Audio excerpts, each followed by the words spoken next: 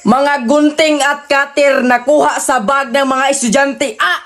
Ngano nauwa pa man jud mo? Apila na lang ng bulpin na unsa naman mo? Di naman ninyo pa eskwelahon aning kalaki Apila na mga lapis unsa pa da cellphone ka ng mga notebook kod. Pasi gusto ba namang height baka pila ninyo? Ay, duha isa rin may istorya na ko ana. Duda ko di na ninyo pa eskwelahon. Ultimo gunting ninyong kuhaon. Binuang man ninyo ha. Apila na lang niya mong mga bulpin. Mga buisit mo. Kamu nalang pang eskwela ng kalaki Di ba mo lalim panghoon ng gunting mahal ra baka adyo or pangpalit.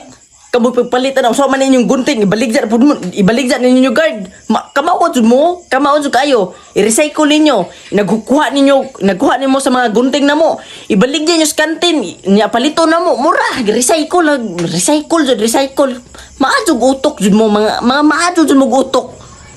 Nganong mauwaw pa man jud mo? Panguha na po na mo mga bulpin.